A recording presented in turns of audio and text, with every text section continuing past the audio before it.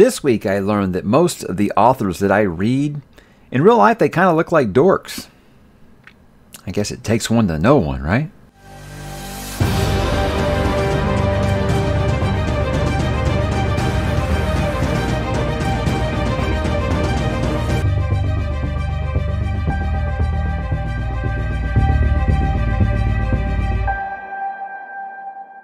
Hey, what's up, bookworms? Mike coming at you with another weekly update. Happy Halloween to you and all the little kiddos out there. It is the best time of the year for me out here in Houston. The weather actually gets down to a reasonable temperature and it just smells like fall outside. It's just a great time of year right here before Halloween, my favorite holiday of the year, and I'm having a great time with it. And that's why, guys, we're going to be wrapping up spooky season here in the next couple of days with Halloween. But let's kick it off, guys, with the weekly update. And what am I reading? I did finish, oh, I put the wrong one here. I did finish Necroscope by Mr. Brian Lumley. I'm kind of mixed on it, and I don't want anyone making assumptions off of that. It's kind of how I felt about Weave World during Fright Fest last year, in that I think it is incredibly well written. I think there's a lot of great ideas and some big questions in there. I also think it could have been about 200 pages shorter. There was some of the things with the character development in it to me that felt kind of, I don't want to say forced, and I don't want to say rushed in a book that felt as long as this one did. I feel like some of the things that Harry does could have been developed a little bit better. I think Dragosini, however you say it, I think he was actually developed better than our protagonist was in this book. So that's kind of like the big drag on it for me. Like I said, some really neat ideas, I think, and I'm interested enough to probably keep going with the series, especially since I've heard it gets more vampirish after this first book. So, I mean, I'm definitely not writing off, but it's not anything I'm like in a rush that I got to go pick up book number 2 immediately. That's kind of what I was hoping with. So, bit of a mixed standing on this one. And I think I'll probably need another week or so to kind of like think about it, let it process a little more before I give like a final decision on it. But right now, it's a mix to positive. Like I said, I like a lot of the ideas.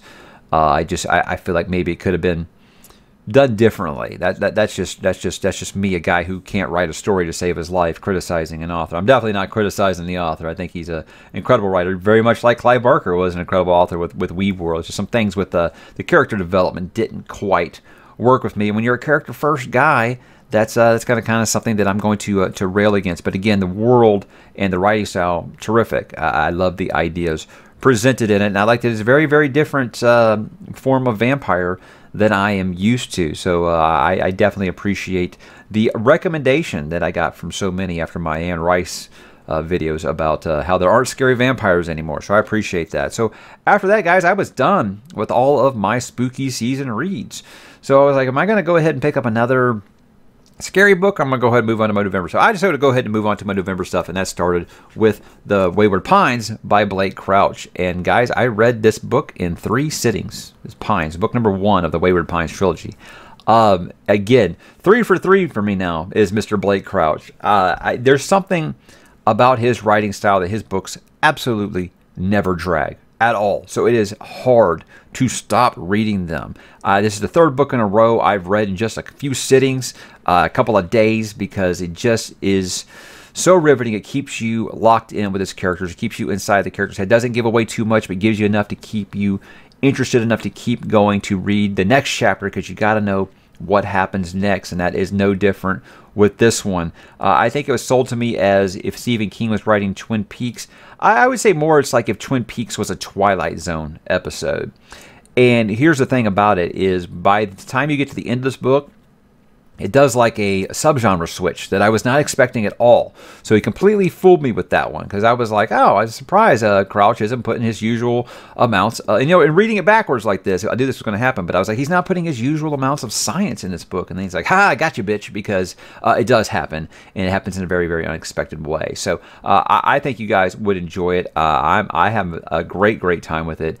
And yeah, like I said, I think that's like Andy Weir. I think Blake Crouch has just become a modern automatic author for me. Anything that he puts out, I'm going to read day 1 going forward. But thankfully, I've still got more Blake Crouch to catch up on. And guys, that takes me into what am I going to read? Well, I have continued with Wayward Pines, book number 2. This is just called Wayward. About 100 pages into that one already, and that was in day 1, because guys, these books just read so fast and you just so mysterious. You've got to know what's going on and keep going.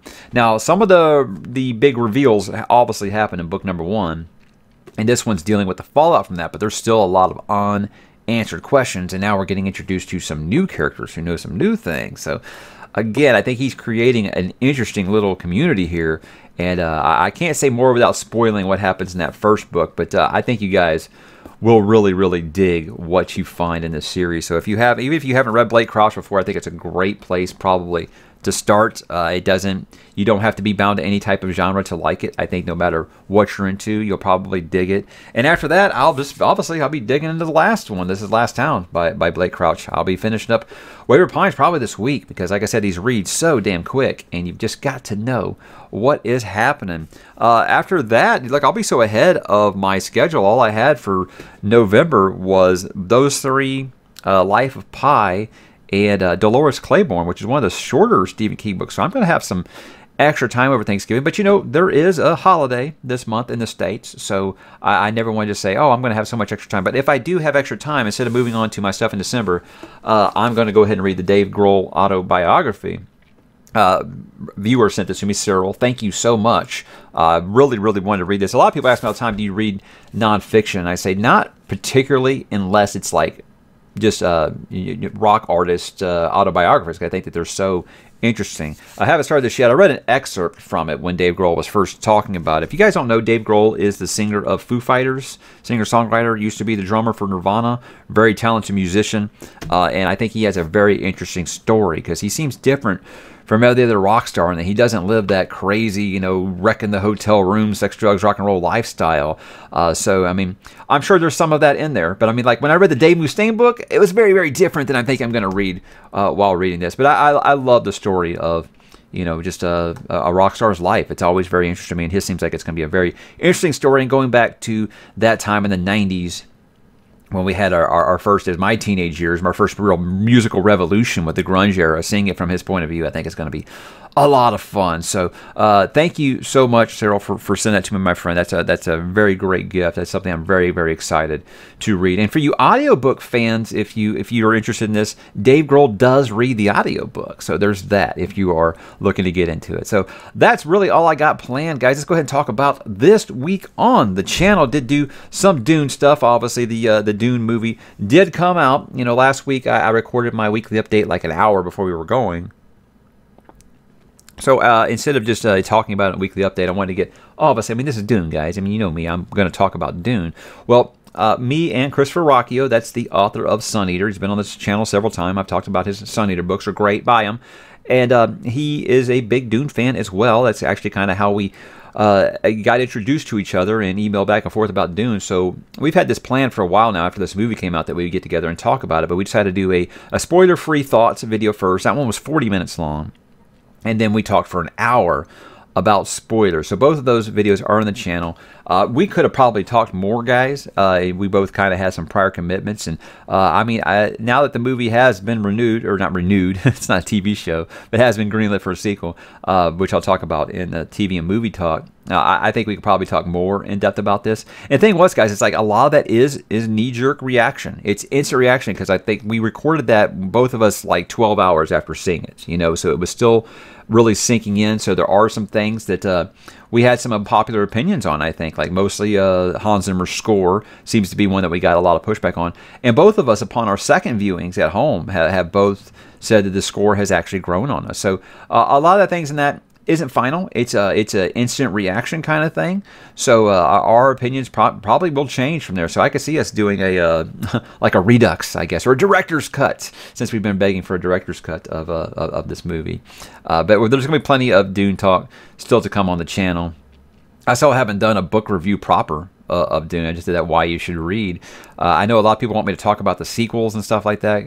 I don't know if I'm going to do that. I mean, guys, I talk about if you should read the sequels in my why you should read Dune video. So I think jump on there if you want to know why I think you should read the sequels or not, or where you should stop, or any of those things. I get that question a lot, but that video will give you that answer. Non-Dune stuff, though, on the channel, did do some reviews. I did my review for I Am Legend by Mr. Richard Matheson. I think one of the most important horror sci-fi books of all time, in that it is what helped popularize the like zombie dystopia, just a post-apocalyptic story. It's what really made it popular. It influenced George Romero so much he made Night of the Living Dead. So I mean, you think that this came before that? I mean, Stephen King really was influenced to write Salem's Lot based off of this book. So it's a very influential book, very important book. But I think, unlike most books on this channel where you hear me say, hey, look, I just want to escape, I don't want all this stuff to make you think about real life and stuff, that's one of the books I think that does it well. Because you think that this book was written in 1954, and some of the ideas that it brings up and some of the questions that it asks the reader really makes you think. And it's one of those things that's kind of tragic to discover, 70 years later, where you can still ask these same questions and not have an answer for them. So it's a very important book that I think just passes the test of time perfectly, because a lot of the themes in it are still prevalent today, for better or worse. So it's a book that I think will make you ask a lot of questions, but I have said, guys, make sure you're in a good place. It's kind of like The Girl Next Door. Not quite as brutal as that, but more of a... It's a very depressing book because it is dealing with loneliness and solitude, being the last man alive on Earth. So and a lot of the questions that you're going to ask yourself, like, is life worth living like this? So make sure you're in a good place when you read it, because it can bring you down just a little bit. But a wonderful, wonderful book. 200 pages, guys. You can blow through it. It's great. And Matheson, one of the best. I put him up there with like Bradbury. He's one of the best ever. And I think you guys should check it out if you haven't. That's a great place to start with him. Stir of Echoes is a really, really good one too. I did my standard spoiler-free review for The Bone Hunters, book number 6 of Malazan, Book of the Fallen. I want to continue to do those spoiler-free reviews because, like I say in that video, there's a high tap-out rate, and you will have people on a book-to-book basis that are thinking about letting go of the series, dropping it. And I want to let them know if I think it's worth them to keep going or not. Well, spoiler, guys, for Bone Hunters, yes, you should keep going, because I feel like if you made it through those first 5 books, this is the book you've been waiting for. Convergence, you guys, convergence. We get all these characters finally in the same place or in the same story, and it works wonderfully. Fast-paced book, incredibly fast-paced, 1,200-page book, and I blew through it in under 2 weeks. So I think you guys will enjoy it if you're thinking about keeping going. And then I did my off the books for October. Well, those are always kind of hit or miss. Off the books are always going to be hit or miss. Some topics seem to click with my audience and some do not. I've already talked about how horror seems to have a tough time getting a stranglehold on the audience on this channel. And I accept that. I accept that. But, I wanted to talk about my favorite horror movie villains because I love to talk about cinema, guys. I mean, that's it. I mean, I did host a media site or media podcast before I did this channel, so I still love to talk about these things. That's what Off the Books and these weekly updates really help me get out. I'm a big proponent of stay on brand, absolutely, but I think once a month it's okay to break out of that mold and talk about some other things.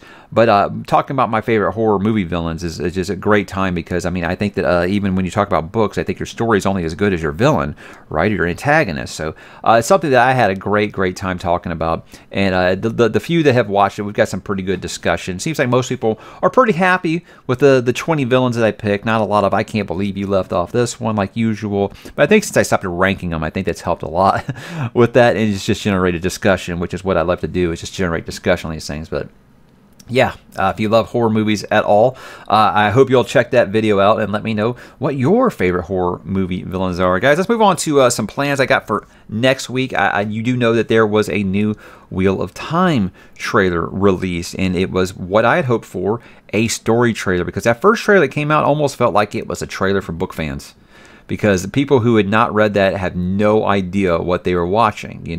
I think what that did is it put a lot of fears at ease, that it looked cheap looking. That was what I was really scared of. I talked last week about that GQ article where they basically said money was never an object when it came to this series. So that's encouraging. First things first, you want to make sure it doesn't look cheap. It definitely does not look cheap. It is passing the eye test for sure.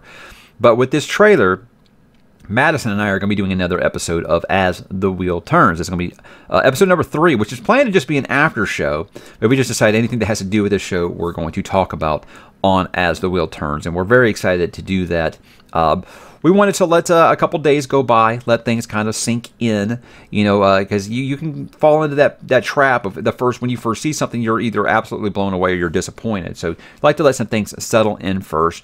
But yeah, lots of things to talk about with that one. I want to call it like a full-on trailer breakdown, but we're going to do kind of what we did last time and talk about things that stood out to us and maybe some things we have some questions about that all of you wheelies with the big brains can drop in the comments and let us know, because neither one of us are experts. We don't pretend to be experts. There are other channels out there that are just Wheel of Time. I would consider those experts. We just like the series quite a bit, and we're very excited to talk about the show, so I can't wait to do that. And subscribe to Madison's channel if you haven't. I'll drop that in the description below, a link to her channel. Halloween Day, I'm going to be closing down spooky season. I have an idea for a video. If you don't know, the most popular non-Kindle video on this channel is my top 10 horror novels of all time. And that video is just full of, again, I can't believe you left this book off and that book off. And I'm like, well, ladies and gentlemen, I haven't read that book. I obviously can't put it in my top 10. So I've compiled a lot of the recommendations and some of the ones that I just personally want to read, and I'm going to do my top 10 horror books I haven't read yet, much like I did with my fantasy series one last year. Whereas I knew I was going to get a lot of pushback on fantasy series I hadn't read yet, so I immediately put out, you know, the fantasy series I haven't read yet. I didn't do that with the horror one because I didn't expect, because like I said, horror doesn't do that good on this channel, except that one video for some reason. I don't know why that one went viral, and none of the other ones did. But hey, who can figure out the algorithm there? That's a spooky season within itself, trying to figure that out. But I'm excited to talk about 10 books that basically are going to be the next horror books that I do read, because there are some good ones to choose from there, and it was actually kind of hard to whittle it down to just 10, so I'm excited to talk about them and why I intend to read them before or at next year's spooky season, or whatever we're going to call it. We did Fright Fest, it's spooky season, I don't know, maybe next year we'll call it SplatterCon, and Dresden Files fans know what I'm talking about. Then I'll wrap up October, guys, a iffy month, like I always said. I know how the horror content does on the channel, but we're going to wrap up October as usual. There are some bright spots in the month to talk about, and I want to talk about those. Again, I like to continue doing those. I'd like to give folks a peek behind the curtain on how the channel's doing, what you guys can do to help, what you guys have done to help, and just, again, I like you to feel like you're part of the channel. So I have no problems being, you know, very, very open and transparent about how the channel is doing, how the growth is going, what is popular, what is not. A lot of people look at that as like, oh, that's a breaking immersion of your channel. Like I said, from go, I wanted this to feel like a community. So I have no problem sharing those statistics with you guys. And if you're into that, okay, no big deal. But I do pick my book of the month in that video too. So there are more than just how the channel is doing. It's my book of the month, my most popular content, my goals for the next month, things like that. So it's more than just analyzing the growth. So I hope you guys will join me as we wrap up October. And for a review next week, there's going to be a review next week there. So we'll be a review next week. I didn't get to it in Sci-Fi September, but you might know it was my book of the month for September. I'm going to be reviewing Arthur C. Clarke's Childhood's End, a book I think that was just absolutely fantastic, and it has been stuck in my head since. I can't wait to talk about it. I did talk about it briefly in the September wrap-up because it was my book of the month, and I talked about why, but I want to get more into what made that book tick and why I think it is just absolutely incredible, and you can see why it has been such an influential book over the last 70 years, because it's just so many good ideas, and it's just been ripped off by science fiction stories ever since, and there's a good reason why. So I want to talk about that. I think we will have a lot of fun with that one. If you haven't read it yet, guys, it's a really quick read, and I think you will really, really enjoy it, and I'll tell you why with that review sometime next week. And then, guys, next Friday, I have it already on the schedule, November the 5th, 10 a.m. Houston time. Go to worldclock.com. I'll tell you what time that is where you are at. I will be doing my live stream. Guys, I get every other Friday off with my work schedule. So I know a lot of people are like, well, I'm going to be working on Friday. I understand that. So I do apologize. I got to do it that time. That's when the kids aren't here and I have the house to myself. So that's the best time to do a live stream, which usually go about 3 hours as long as you guys are talking to me. So I don't know during that time of day, half of my audience is outside the state, so maybe that'll be normal time zone for you guys where you are. But I hope you guys will join me for that. I always enjoy having a good live stream, just basically answering your questions, talking about whatever you guys want to talk about. You guys want to talk about, like I always joke about, my top Stargate SG-1 episodes? I will do that for you. Really, this is your opportunity to ask me whatever that you would like. So I hope you will join me then. I'll have the link up a couple days early for that on next Friday, and then I'll move the weekly update to Saturday after that. So that will pretty much be it for next week, guys. That is it for the books and movies. There are a couple of TV and movie talk things I want to talk about. Now, obviously, I kind of tipped my hand here. We will be getting Dune Part 2. Now, we know with what's going on in the world, there are still a lot of people hesitant to go back to theaters. And I was worried about this with the same day release on HBO Max. I knew that they were going to count. Look, you can go back and watch all these videos. I've been confident we were going to get a part 2. That's not really shocking, because I thought even if they have to reduce the budget, we're going to get a part 2. I think that it's basically done what they've expected it to do. In these times, if everything was normal like it was, no, this would be a catastrophic failure, this box office, in my opinion. But also, it would have been a theater exclusive. It wouldn't have the option to watch it at home, and I think that affects things more than you would think. Now, I have a lot of people making the comparison, well, Halloween Kills made, $10 million more domestically, and it had same day.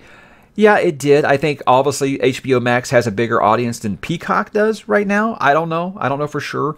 Also, it's Halloween.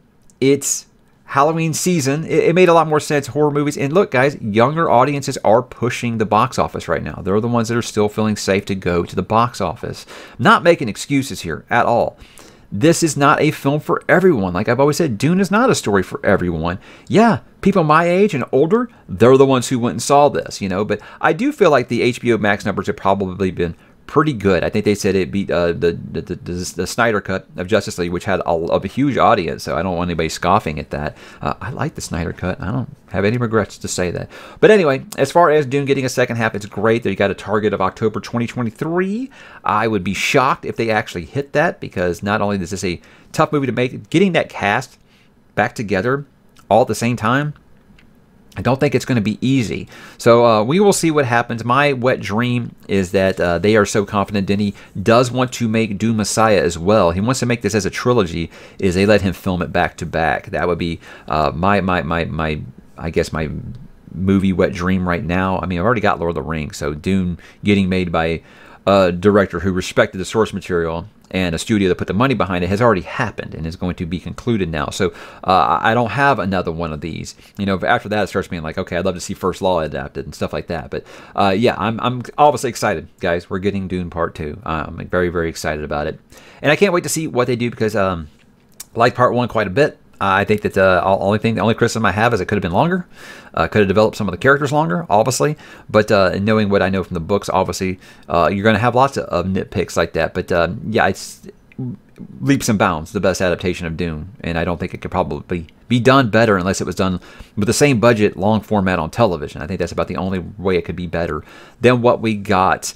The Last Kingdom, guys, you know that I love The Last Kingdom. Well, Season 5 was announced as the last on Netflix, which this book series is 13 books, and Season 5 is going to cover books 9 and 10. So I was like, well, that's unfortunate. You couldn't just push it one more year? I mean, it's not my money. It's easy for me to say that, right? Well, apparently they're putting out a movie after that, a Netflix movie, a 2-hour movie called Seven Kings Must Die. I don't know if that's going to be adapting books 11, 12, and 13. That would seem super, super rushed, or if it's just going to give it a ending proper. I'm not really sure what it's going to be, but hey, anytime I get more Uhtred, Son of Uhtred, I'm going to take it. So I'm happy that we're getting more, even though I do wish the show was continuing to go, because I said The Expanse, Vikings, and Last Kingdom are my favorite shows on TV right now, and now all 3 of those are Vikings ended last year, Expanse and Last Kingdom will be ending this year, so I'm going to have to find some new favorite shows out there. But I'm excited to see more of Last Kingdom next year. Did continue our spooky season watches at the house with the boy. He's really gotten interested in horror, and I love that. He decided he wanted to watch Sleepy Hollow because he was fascinated with the Headless Horseman when we showed him the Ichabod and Mr. Toad cartoon that Disney did years ago. And he said he felt like he was ready, and I'm like, okay, well, you understand that it's not like the cartoon. There's a lot of heads flying off in this movie. He did great. He was a champ about it. He, not even covering his eyes or nothing. He's all in on this horror thing. I think I got a future horror buddy. I'm really, really excited about that. But one of Tim Burton's best ones, I think. It's obviously I talked recently about Edward Scissorhands. I think that's great. Beetlejuice, obviously. And the guy was just a hit machine there in the 90s for sure. And I think Sleepy Hollow was no different. I think I changed some things from Irvin Washington's book, a lot of things, honestly. But I think that he puts his Tim Burton style on it. I think he's the only guy who could do like that blue and black color palette, and we aren't complaining about the movie looking too dark, because the way that he did it, he always just did it so great. But yeah, just a great cast. Obviously, Christina Ricci, she was like my crush in the late 90s there, and Johnny Depp when he was really on his A game there. And of course, Christopher Walken is the Headless Horseman. Ray Park played the Horseman when it wasn't Christopher Walken. In case the fight scenes, that's Darth Maul. In case you guys didn't know, nice little tidbit there. But it's aged rather well. I'm actually surprised at how well it has aged. Good Halloween movie. Again, with the kids, it just kind of depends on where they're at, if they can handle some visual stuff like that, because it isn't PG about cutting off those heads. It is very bloody. It does not pan away when heads go flying off, guys. So check it out if you haven't. And then, of course, The Sixth Sense. This was a pick by him because he knew the reference, I see dead people, but he didn't know anything about it. We were not sure how he was going to do, that age is still, especially, an age of kids that have grown up with the MCU era. They need action. They need something exploding every 5 minutes, right? So we weren't sure how he was going to do, but he was all in on it, and he was completely blown away by the ending, as we all were the first time that we saw it, if it wasn't spoiled for you. In fact, he actually shouted out loud, "What?" Yeah, so we thought he had figured it out by something that he had said on it. He was talking about the ghost, and he was like, "I got to go to heaven." We thought he was talking about Bruce Willis's character there, but yeah, he was very, very shocked by the ending, but he loved it. And guys, you want to talk about a movie that's aged well? Oh my God, fantastic! Just a fantastic movie, and it shows why M. Night became a mega star overnight. No matter how you feel about how he's went since, but that was the movie that really shot him into instant superstardom, and every bit for a good reason. It's just a fantastic movie that has aged just stupendously. I think you guys go watch it now and you will have just as good of a time with it. Even if you do know the ending, I think that's the thing about it now, watching it now, and you can see like, oh yeah, it's really obvious now, but it wasn't. The way that they framed it in that movie, you never once really suspected that ending. So I think it's kind of a double-edged sword. It was magnificent what he did, but he also fell in that trap of thinking, I've got to have a twist as good as The Sixth Sense now, right? So you can see why maybe it went the route that it did. But guys, that was my week. We're still going to watch Poltergeist on Halloween night, so we're excited to do that with the youngster and see how that goes over with them. So what are you guys up to this week? What are you watching? What are you reading? What are you playing? What do you listen to? All of these things. You guys, what are you doing for Halloween? You guys going trick-or-treating? I hope you do. I hope that we have a bigger turnout than we did last year. Folks seem a little more lax around the neighborhood this year, so we'll see what happens. I'm excited to take the kids for Halloween costumes. They did a nice little test run last night, and things are looking good. I'll share some pictures of those Halloween costumes next week. So guys, drop in the comments and let me know what you're up to, and have a safe and happy Halloween.